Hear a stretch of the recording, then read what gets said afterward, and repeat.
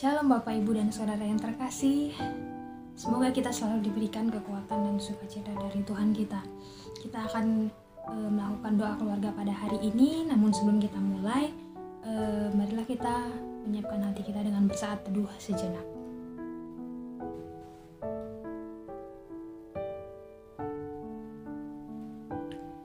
Mari Bapak, Ibu, dan Saudara, kita akan memulai dengan menyanyikan lagu dari PKJ 170 ayat yang pertama dan yang ketiga.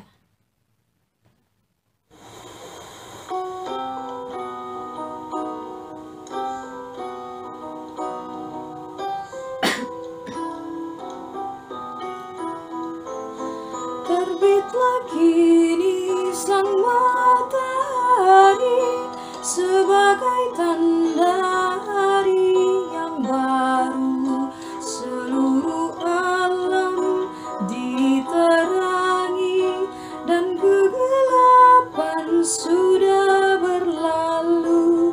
Lebih dahulu kita lakukan mengucap syukur kepada Tuhan karena Dia yang menjadikan malam gelap dan siang terang. Apapun juga kita lakukan di dalam tugas dan tutur kata, kita lakukan di dalam Tuhan sambil bersyukur kepada Allah. Lebih dahulu kita lakukan mengucap syukur kepada Tuhan karena Dia yang menjadikan malam gelap dan siang terang.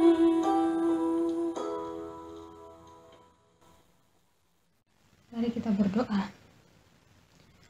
Syukur kepadamu Tuhan untuk hari ini yang masih Tuhan anugerahkan lagi buat kami. Kami boleh beraktivitas pada hari ini Tuhan.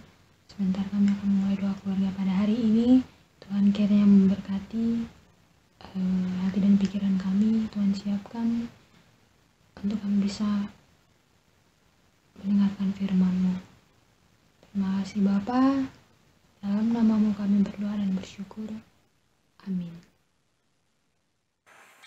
Keluarga yang dikasihi Tuhan, bacaan kita hari ini diambil dari 1 Samuel pasal 23 ayat 14 sampai ayat yang ke-18. 1 Samuel 23 ayat 14 sampai 18 saya akan membacakannya. Maka Daud tinggal di padang gurun di tempat-tempat perlindungan. Ia tinggal di pegunungan di padang gurun Zif. Dan selama waktu itu Saul mencari dia, tetapi Allah tidak menyerahkan dia ke dalam tangannya. Daud takut, karena Saul telah keluar dengan maksud mencabut nyawanya. Ketika Daud ada di padang gurun Zif di Koresa, maka bersiaplah Yonatan anak Saul, lalu pergi kepada Daud di Koresa. Ia menguatkan kepercayaan Daud kepada Allah dan berkata kepadanya, "Janganlah takut, sebab tangan ayahku Saul tidak akan menangkap engkau. Engkau akan menjadi raja atas Israel, dan aku akan menjadi orang kedua di bawahmu. Juga ayahku Saul telah mengetahui yang demikian itu." Kemudian kedua orang itu mengikat perjanjian di hadapan Tuhan. Dan Daud tinggal di Koresa, tetapi Yonatan pulang ke rumahnya. Demikianlah pembacaan firman Tuhan pada hari ini. Tema kita hari ini adalah Friendship Forever. Salah satu perintah Yesus yang cukup penting adalah supaya kita saling mengasihi seperti Yesus telah mengasihi kita. Yohanes 15 ayat yang ke-12. Tidak ada kasih yang lebih besar daripada kasih seorang yang memberikan nyawanya untuk sahabat-sahabatnya. Mewujudkan kasih dengan berkorban kepada sahabat-sahabat kita adalah suatu hal yang cukup besar dan penting untuk dilakukan. Dan tentu saja Tuhan Yesus sudah memberikan teladannya. Dan juga Tuhan sudah menghadirkan sahabat-sahabat dalam kehidupan kita. Beragam kisah persahabatan dapat kita baca dalam Alkitab kita yang menjadi teladan bagi kita untuk dapat membangun relasi atau hubungan yang baik dengan sahabat kita. Salah satu teladan persahabatan di Alkitab yang cukup menarik adalah seperti yang kita baca pada hari ini antara Daud dengan Yonatan. Tidak banyak episode pertemuan di antara Daud dan Yonatan, tetapi kisah mereka cukup menarik untuk kita melihat atau menggumuli bagaimana atau apa yang seharusnya dilakukan di antara sahabat-sahabat, di antara kita dengan sahabat kita. Pertemuan pertama antara Daud dengan Yonatan terjadi setelah Daud berhasil mengalahkan Saul pada waktu itu. Ketika itu Daud berhasil membuat Saul takjub, tetapi sekaligus membuat Saul merasa cemas, bahkan sampai Saul membenci dan ingin membunuh Daud karena dia berhasil mengalahkan Saul waktu itu. Ya, Saul tidak lain dan tidak bukan juga adalah ayah dari Yonatan yang kemudian menjadi sahabat Daud. Ketika itu Yonatan dan Saul bertemu, dan pertemuan mereka pertama kali itu digambarkan juga pertemuan antara orang atau kedua pihak yang memiliki jiwa yang berpadu di antara mereka. Istilah soulmate muncul pertama kali di sini. Bukan sahabat atau bentuk persahabatan yang biasa saja yang digambarkan, tetapi adalah suatu bentuk mengasihi sahabatnya lebih daripada itu. Mengasihi sahabatnya seperti mengasihi jiwanya sendiri. Itu adalah persahabatan yang digambarkan pertama kali ketika Daud dengan Yonatan bertemu. Persahabatan yang mengasihi seperti mengasihi jiwanya sendiri. Dan mereka pun melengkapi atau melakukan persahabatan mereka dengan berbagai hal. Antara lain mereka menandainya dengan bertukar jubah yang dikenakan mereka dengan baju perang yang dikenakan Daud pada waktu itu. Juga mereka beberapa kali membuat perjanjian di hadapan Tuhan sebagai seorang sahabat. Dan memang ketika itu Daud mengalami tekanan yang begitu besar dari Saul sampai ia akhirnya melarikan diri di padang gurun Sif untuk menghindari ancaman pembunuhan yang akan dilakukan oleh Saul pada waktu itu. Dan Yonatan yang mengetahui bahwa ayahnya ingin membunuh Daud pada waktu itu, dia menjumpai Daud yang adalah sahabatnya. Seperti yang dibacaan pada pasal 23 ini. Hal apa yang menarik dari bacaan ini? Yang pertama, Yonatan hadir pada saat itu bukan dalam keadaan yang mudah. Tentu saja itu dalam keadaan yang sulit, dalam keadaan yang bahaya, membahayakan dirinya. Ya, bukannya tidak mungkin juga bahwa saat itu bisa jadi Yonatan terancam jiwanya, bisa jadi dia yang malah akan terbunuh. Tetapi Yonatan pada saat itu mau hadir bagi Daud sahabatnya. Yonatan tidak mempedulikan keselamatan dirinya, tetapi dia lebih mementingkan nyawa dari sahabatnya. Ini adalah satu teladan yang ditunjukkan bahwa seorang sahabat itu mampu hadir atau akan hadir dalam kondisi apapun sekalipun itu sulit. Hal yang kedua adalah Yonatan hadir untuk menguatkan kepercayaan Daud. Yonatan hadir untuk kembali menguatkan dan mengingatkan kepercayaan Daud kepada Allah. Ini adalah suatu teladan yang menunjukkan bahwa seorang sahabat bukan sekedar hadir dalam kehidupan sahabatnya biasa-biasa saja, dalam keadaan yang sekedar hadir. Tetapi seorang sahabat itu mampu untuk menjadi seorang yang mengingatkan bahwa sahabatnya itu masih memiliki Allah yang dipercaya. Seorang sahabat itu mampu menjadi orang yang membantu sahabatnya untuk mencari kekuatan yang benar dalam Allah, mencari kekuatan yang benar di dalam Tuhan. Seorang sahabat yang akhirnya mampu mempertemukan sahabatnya dengan Allah yang nantinya akan mampu menolongnya. Allah yang akan menguatkannya. Allah yang menjadi landasannya. Allah yang menjadi sandarannya. Bukan menjadi sahabat yang malah menjebloskan sahabatnya atau menjauhkan sahabatnya dari Allah. Ini adalah teladan yang ditunjukkan Yonatan pada waktu itu. Dan yang ketiga, Yonatan juga hadir untuk membesarkan hati Daud pada saat itu. Sangat sederhana yang dikatakan Yonatan pada saat itu. Jangan takut. Dua kata, jangan takut ini, ternyata mampu membangkitkan kepercayaan diri Daud pada waktu itu. Daud akhirnya mampu bangkit. Daud kembali mempunyai kepercayaan diri. Sampai akhirnya Daud juga boleh menjadi bagian dalam rencana Tuhan. Daud boleh dipakai Tuhan. Dan nantinya juga Daud dipercaya untuk menjadi raja atas bangsa Israel pada saat itu. Daud mampu bangkit atas kata-kata penghiburan, kata-kata positif yang diberikan oleh sahabatnya. Ini adalah suatu hal yang luar biasa yang ditunjukkan dalam teladan di antara dua sahabat ini. Kata-kata yang positif bagi sahabatnya yang mampu membangkitkannya daripada keterpurukannya. Dan Bapak Ibu Saudara serta adik-adik yang dikasihi Tuhan, mungkin pertemuan ini adalah pertemuan terakhir keduanya yang dikisahkan.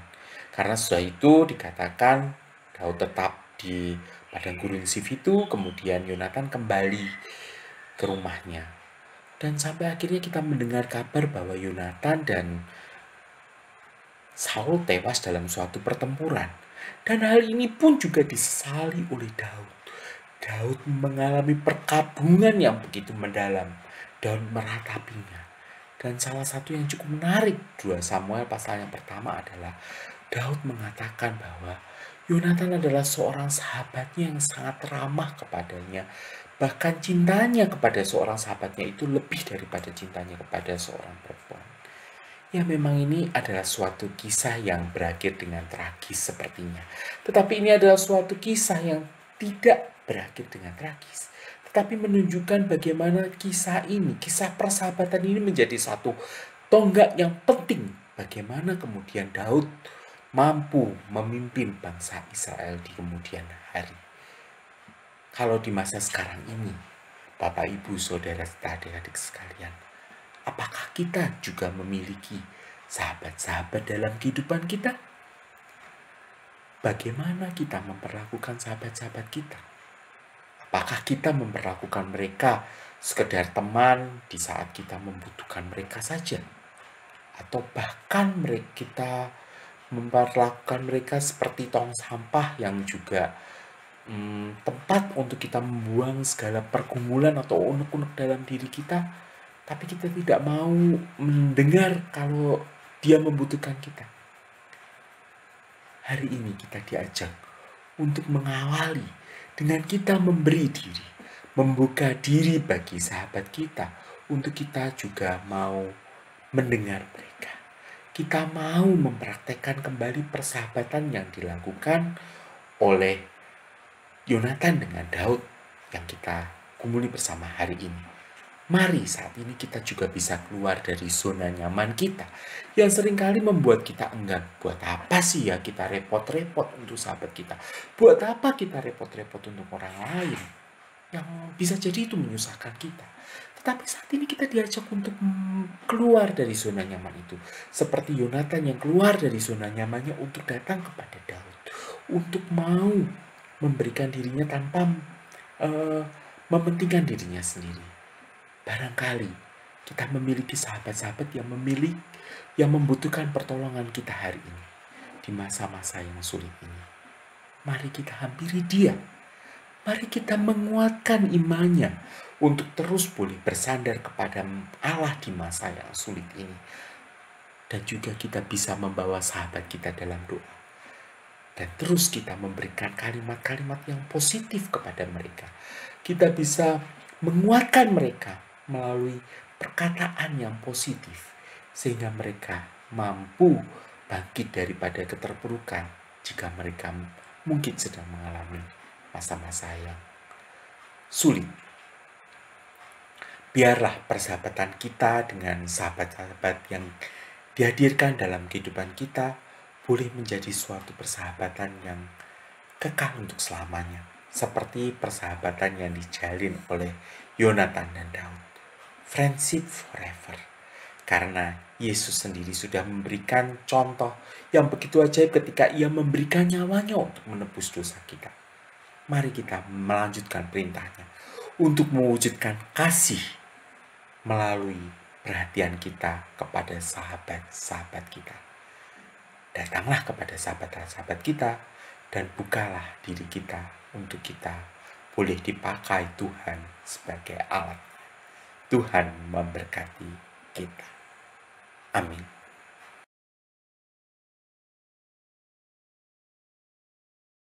Keluarga yang dikasihi Tuhan, marilah kita datang ke hadirat Tuhan untuk menaikkan doa-doa syafaat kita, dan kita akan mengakhirinya dengan kita boleh menyanyikan doa Bapa kami. Mari kita berdoa. Terima kasih ya Tuhan, kalau Engkau boleh menghadirkan sahabat-sahabat di dalam kehidupan kami. Ajar kami ya Tuhan untuk kami boleh memiliki sahabat-sahabat kami, persahabatan yang baik, yang terjalin dengan baik. Kami boleh saling menguatkan, kami boleh saling membawa sahabat kami kepada Kristus, dan kami juga boleh terus membangun satu dengan yang lain. Mungkin saat ini kami memiliki sahabat yang dalam kondisi tidak baik, dalam kondisi yang terpuruk. Mampukan kami untuk kami boleh dihadirkan bagi mereka, untuk boleh dipakai Tuhan untuk menjadi penolong bagi mereka. Ya Tuhan, pada saat ini kami mau berdoa untuk bangsa dan negara kami. Kiranya Kau sendiri yang akan berkati bangsa dan negara kami ini di tengah kondisi new normal ini, sehingga juga pemerintah dapat terus diberikan hikmat bijaksana untuk juga boleh menetapkan regulasi-regulasi ataupun hal-hal terkait dengan masa new normal ini. Dan juga setiap rakyat juga boleh mengikuti dan mentaati setiap hal yang sudah dipikirkan dengan baik oleh pemerintah. Mampukan ya Tuhan untuk setiap rakyat juga atau diri kami tidak egois, tetapi kami juga boleh memperhatikan kepentingan orang lain juga. Pada saat ini ya Tuhan, kami juga mau berdoa untuk tim medis yang saat ini masih terus merawat pasien COVID-19. Kiranya Kau sendiri yang juga terus berkati mereka di tengah kelelahan mereka, baik itu secara fisik maupun mental, karena pandemi ini yang belum usai. Kiranya Kau sendiri akan berikan kesehatan kepada mereka, kesabaran, ketekunan, dan kasih, sehingga mereka juga boleh menyalurkannya dalam mengobati orang-orang yang terkena sakit akibat COVID-19 ini. Berkati setiap para medis ya Tuhan. Saat ini kami juga berdoa untuk gerejamu, untuk GKI Delima, berkati untuk majelis jemaat, juga untuk setiap pengerja yang melayani. Kiranya Kau sendiri akan berkati mereka untuk juga terus diberikan kesehatan, kemampuan dalam memimpin gerejamu di masa persiapan new normal ini. Jika mungkin esok hari kami masih akan melanjutkan ibadah online, kiranya Kau sendiri akan hadir di tengah setiap keluarga, untuk sehingga mereka boleh merasakan hadirat Tuhan melalui kebaktian online yang mereka jalani di rumah masing-masing bersama dengan keluarga. Dan juga untuk persiapan kebaktian onsite, kiranya Tuhan sendiri akan berkati sehingga kebaktian onsite juga dapat dipersiapkan dengan baik, sehingga juga dapat aman bagi setiap mereka yang hadir dalam kebaktian itu. Tuhan sendiri akan berkati. Juga kami mau berdoa untuk pelayanan untuk Komisi Anak di GKI Delima. Berkati untuk guru-guru sekolah minggu dalam mempersiapkan bahan pengajaran, dalam mempersiapkan cerita, materi untuk disampaikan secara online kepada anak-anak sekolah minggu. Berkati pelayanan mereka sehingga mereka juga terus boleh dimampukan, diberikan kesehatan dalam ambil bagian dalam pelayanan kepada anak-anak yang masih harus dilakukan secara online. Berkati juga untuk setiap anak-anak sekolah minggu, sehingga mereka juga terus tetap boleh bertumbuh di dalam Kristus meskipun melalui kondisi kebaktian online, dan mereka tidak dapat berjumpa dengan rekan-rekan atau teman-teman mereka di sekolah minggu maupun dengan guru-guru mereka secara langsung. Pakailah melalui keluarga mereka terus juga diberikan kekuatan untuk dalam studi mereka, untuk memasuki tahun ajaran yang baru nanti, juga untuk mereka, pertumbuhan mereka melalui sekolah minggu yang terus dilakukan secara online. Terima kasih ya Tuhan, doa ini kami satukan dengan doa yang Kau ajarkan kepada kami, yang akan kami nyanyikan bersama-sama.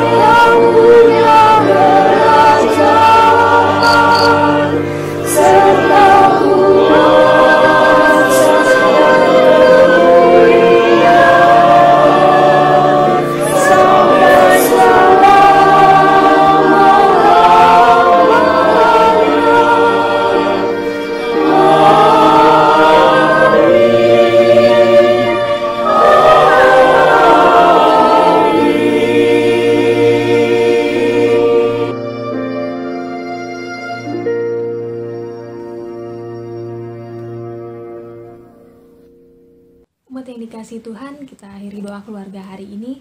Kiranya firman Tuhan yang baru kita dengar barusan dan pujian yang kita nyanyikan tadi boleh menjadi pelayanan kita dan boleh menjadi penerang bagi jalan kita. Tetaplah bersuka cita untuk mewartakan kasih-Nya, dan kita kembali lagi bernyanyi dari NKB 191 ayat yang pertama dan yang ketiga.